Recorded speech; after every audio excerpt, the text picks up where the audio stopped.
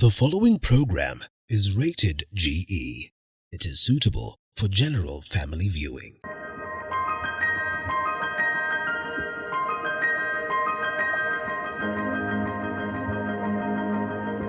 Hello and welcome to yet another edition of Beyond the Limit with me, Zainab Mohammed. On this episode, we'll be speaking about a not so discussed condition called dementia. What is dementia? How is it diagnosed? How do you treat it? And what are some of the types of dementia? To discuss this very important topic is a brilliant panel of doctors right here with me. And right next to me is Dr. Jane Nyutu. Dr. Jane is the CEO and founder, Mind and Beyond Wellness Center.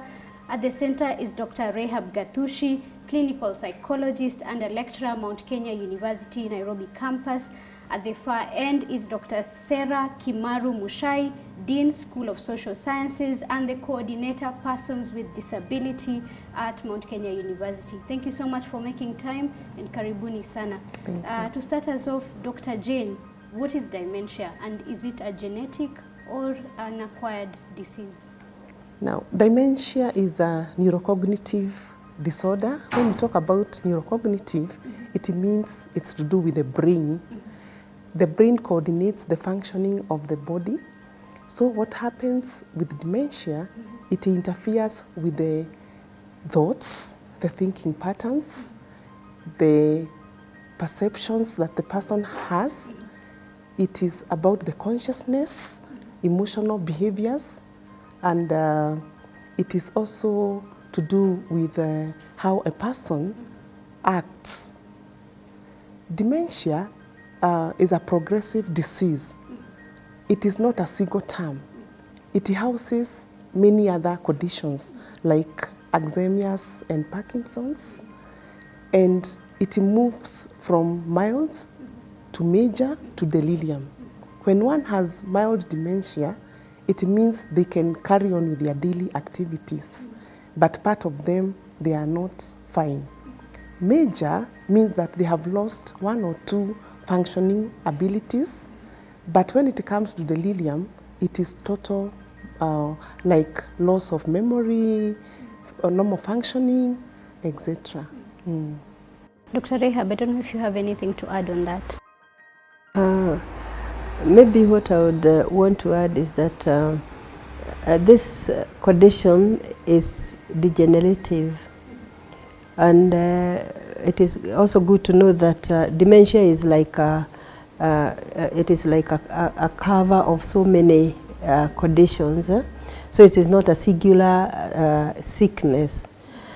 There are many different types of sicknesses that are under dementia. So it is an umbrella term for such things as Alzheimer's, like Parkinson's, like Lewy body, and another one that is called mixed. So there are so many types of conditions under the umbrella of dementia.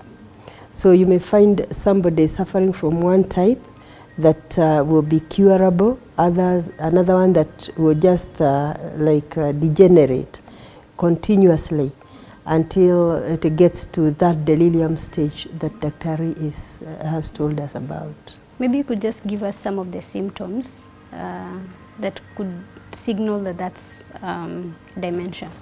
Yeah, like Dr. Jane has said, it's neurocognitive.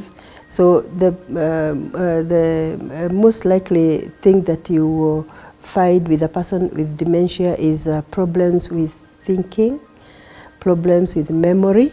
They'll forget things. Some will even forget their children. They'll forget their home. They'll forget where they have kept their keys. The memory just goes. Another symptom could be that you may find people reacting in a kind of a way. Like some people will be paranoid. They'll fear. Some people will even not be able to coordinate things. So you may find that even eating for them is a problem. So there are this, actually there is cognitive and psychological areas of functioning that you observe, and you can see that this person has dementia. Yeah. Dr. Sarah, we know that not everybody considers, or in our society considers dementia as a mental health issue. Yeah. So my question to you is, have we accepted dementia as an illness in our society? Okay. You find that as it is, dementia is something that has not been manifesting itself so much to the extent of people recognizing that it's a mental health issue. And so when people start now showing those kind of symptoms, as my colleague has said, Dr. Rehab, that there is the issue of loss of memory, there is the issue of not concentrating so much on what one is doing. Some people will tend to think that a person is pretending. So we have seen a lot of discrimination and stigma for persons with dementia. So the society has not really considered it as a condition that that requires maybe professional help in terms of maybe seeking counselors or even going to the medical practitioners. So generally the society has tried to ignore these symptoms, and it is when you hear it has now moved from the minor stage or the initial stages to the extreme stages, just because it never caught the attention of the society or even the family members of persons with dementia. So I still feel there is much that needs to be done for people to, there is need for people to be aware and to be sensitized on issues of dementia, so that it doesn't deteriorate so much even among persons with dementia. Yes. Dr. Jane, I know genetics is a big factor when it comes to dementia. What are some of the other causes of dementia? Yeah, genetics is actually a main issue. If both parents have a history of dementia, then there is a high probability that one person along the genetic line may have dementia. And that is why, like, family history becomes very, very important when it comes to diagnosis of dementia. There are other causes of dementia, like Dr. Rehab had said. For example, if someone has chronic stress, or like that can go to depression, it can increase the levels of dementia. If, for example, you have major dementia and you have depression or chronic stress, then it can heighten the challenge. People who abuse alcohol and drugs and they have signs of dementia, it becomes also worse. We have brain injury issues. For example, people who do dangerous sports activities, boxing, climbing mountains, in case of a serious fall and there is a damage in the head injury, it can also contribute to dementia. And this tells us that sometimes it can affect people from all walks of life, not necessarily the way we think is for the old people. There are old people who grow old generally, and they develop dementia at maybe 70, 80 years, but they are gracefully aging. But there are those now who have the genetic predisposition and they get dementia, the clinical dementia. Yes. Dr. Rehab, just to sort of progress from what Dr. Jane has said, how do you diagnose dementia, and what are some of the types of dementia? There is no clear-cut diagnosis that is done, though medical laboratories sometimes can be used to tell whether somebody is tending towards dementia. People can also go through CT scan. It also helps to show whether somebody is tending towards dementia. The other thing is that is general observation. When you look at a person maybe that you know, and you see that they are deteriorating in their memory, like a spouse can be able to tell this person is tending towards dementia because they are forgetting things.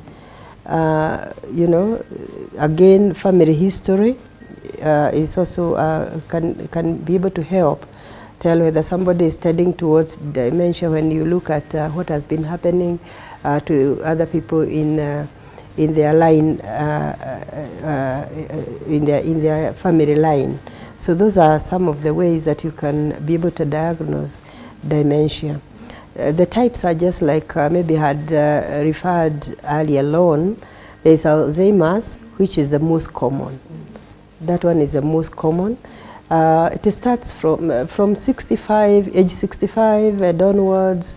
You may find people are slowly slipping into Alzheimer's. There could be these are the frontal type.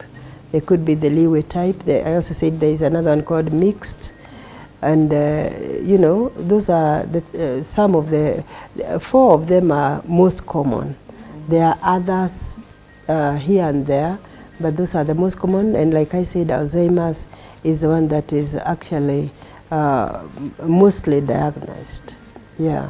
Dr. Jen, I see you might have a thing or two to add. I think she has really done well in that area. Yes. Dr. Sarah, we know caregiving is a big part of taking care of someone with dementia. How can one choose the best caregiver when it comes to dementia? When you are choosing caregivers for persons with dementia, I think it's good to note that you need not to take chances. Yeah?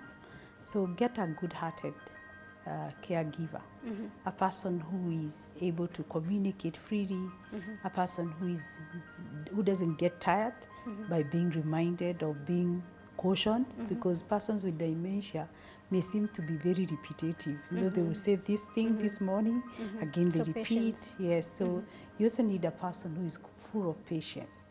You must be a person who is ready to be guided. And then you need a person who is attentive, so that when you give instructions, at least they are followed. So if you are the one who is maybe getting this caregiver for maybe a parent or any other person who has dementia in your family, then you need a person who is quite reliable and very sincere. A person who tell you this happened today, and you are able to also to trace the progression of what is happening with your with the person with the dementia. So you need a reliable person, you need an attentive person, you need a person who you are surely able to tell this person will report as it is. And will not mistreat the person with dementia. You don't need a person who is very hostile. You know, some people can be very hostile. They still think this person is still in their normal senses, and they can overdo things on them. So you need a person who is quite patient and who is not hostile, who is kind, and who is ready to be available all the time, and a person who can communicate well, and a person who is warm. You know, in that this person, when he or she is with the person with dementia, at least the person gets encouraged. Thank you, yes.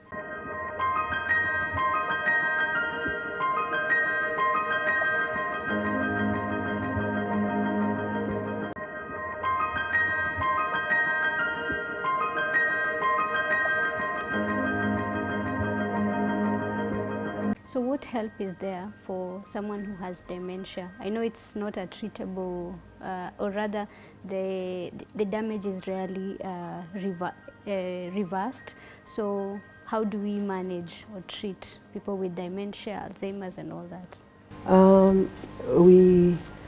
What we do is that we manage. I really wouldn't want to talk about treatment because some of those neurocognitive issues are difficult to treat. But we can help manage. One way is just giving social support. It's very important to give social support. Exercises. And some of those people with dementia can be helped with simple exercises. Like there are some balls that they can be given to use, especially the elderly. Also, the issue of diet, ensuring that one has good diet, they are eating food that has enough vitamins and food that will help the mental capacity. That is also an important way of helping. Maybe it is also good to help them reactivate their minds, like make themselves active by helping them to read, if there are people that can read. If there are not people that maybe can read, like maybe some of the older people that have not been to school, you can help them to keep singing. That one is also very, very important. You just help them to remember some songs that they sing, like they have been helped to sing some songs they have been singing in church or wherever else. Dance also. You can help them dance. It is also helps a lot. It's a good exercise. If there are people who have been to school, you can help them to read books. Yes, that way it helps a lot. Good management. That's good management of dementia. Mm-hmm. Yeah. Mm-hmm. And are there centers where these kinds of services are offered? They are like for us who are clinical psychologists, we can see them in our offices, and that will help us to psychoeducate their significant others so that they can help them. Yeah. Sarah, talk to us about stigma surrounding dementia as a mental health issue. We have realized that dementia is now a societal problem. It's a societal challenge, and it's a condition that we can see it's having an impact, psychological impact, social impact, and even financial impact on the society, and more so to the nuclear family, or to the family that surrounds persons with dementia. So when we say stigma and discrimination, we are seeing people who are trying to ignore them, to even avoid them, people who are trying to keep off from them in different ways, even in the workplaces. These persons with dementia are ignored, they're not given attention, and even they are considered unreliable. I think that's the worst, that even families, you have this person with dementia, even when it is not really expected that this person may be behaving this way or the other, you find already people have done prejudgments. You know, they have already said, don't rely on that one. I know she'll do the opposite, or he'll do the opposite. So that stigma is really much there upon these persons with dementia. And I think in itself, it's worsening the conditions. The society is already making it worse for persons with dementia in the way we are approaching this matter. So I think as my colleague has said, the psychoeducation on issues surrounding dementia need to be really made known to the society. People need to hear about it, and they need to be actually educated. And maybe I can also say that there's another way we can overcome this stigma, by having those support groups for the caregivers and also for the persons with dementia. There is need for people to be really sensitized on this. A lot of awareness need to be created, at least so that these persons with dementia will have places to share their thoughts and their experiences. And I think we always say that a problem shared is half solved. So if these persons can be given an opportunity or forums where they can share, they'll feel they are not alone. And I think we can lessen the stigma and the discrimination for such people.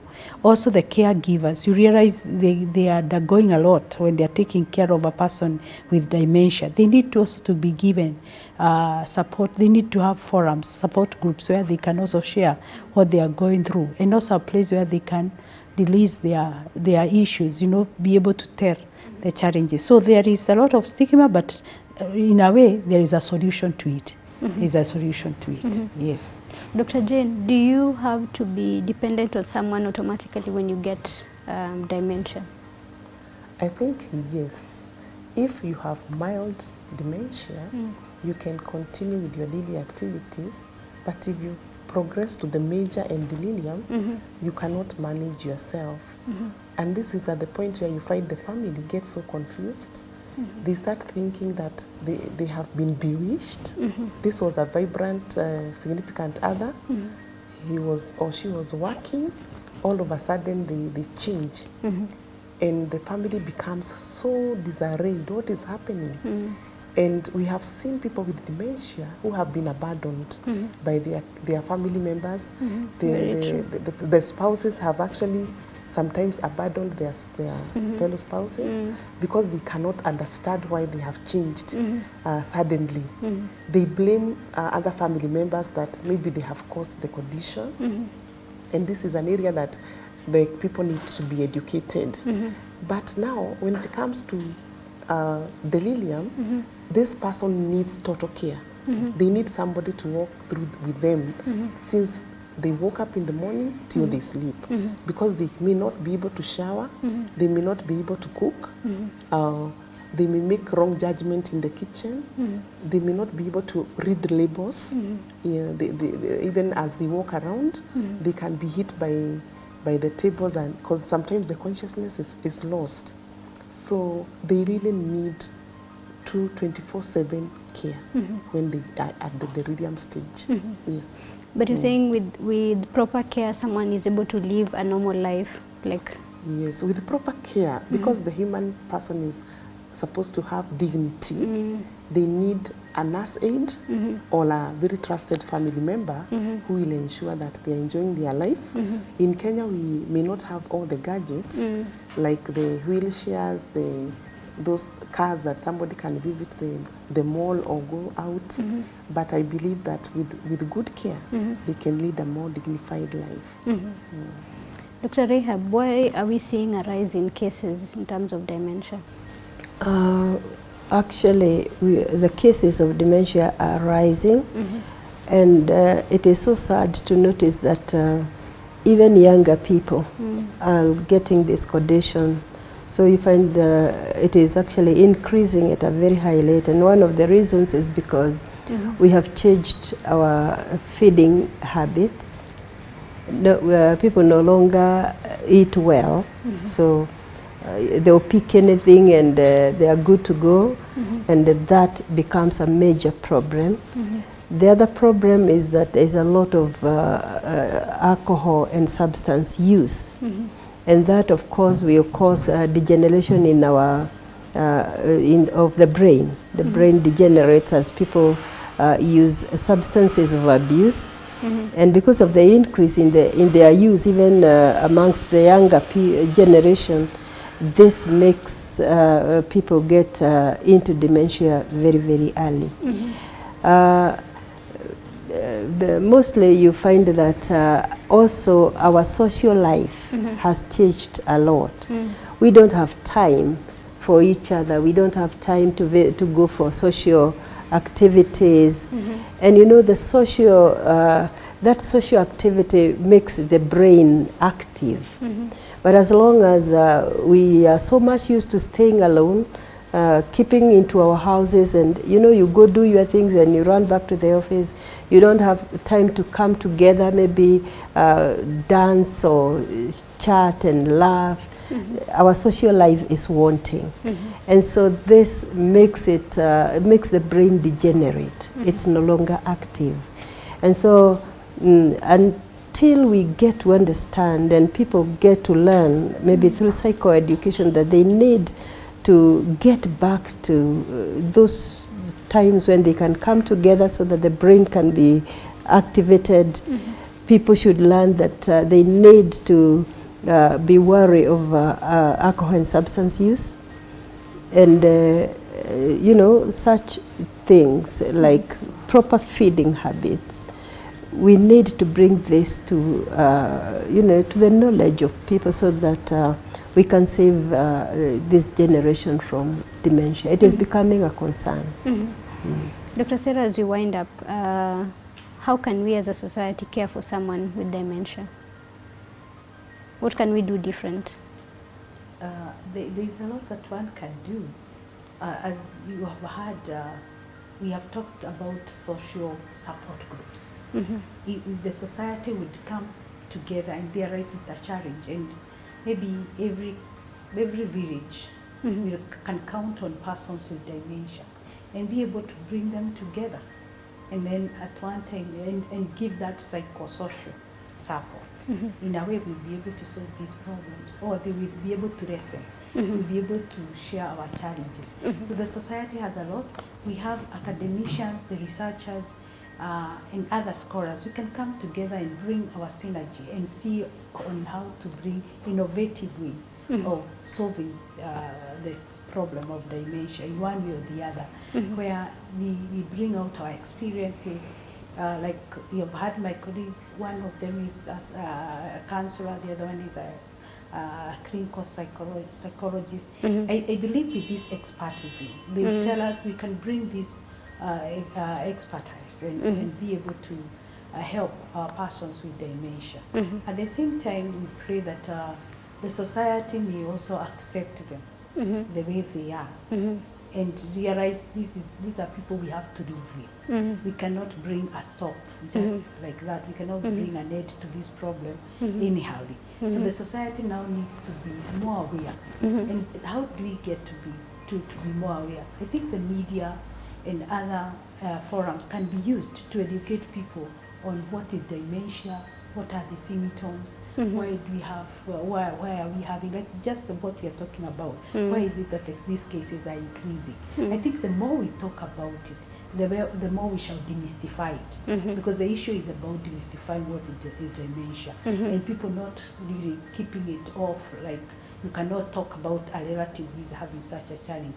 I think with that the society will be going a long way, in a way, to let people know this is a problem that is there, and it's possible to overcome it, or it's possible to do with it. But we also need to engage the persons with dementia as much as we can. We need to make them very active. We need to keep them engaged. We need to let them be visible, such that they will not be discriminated or stigmatized anymore. Yes. Thank you so much. Well, Dr. Jane, Dr. Rehab, Dr. Sarah, thank you so much for making time. This has indeed been quite the vibrant discussion.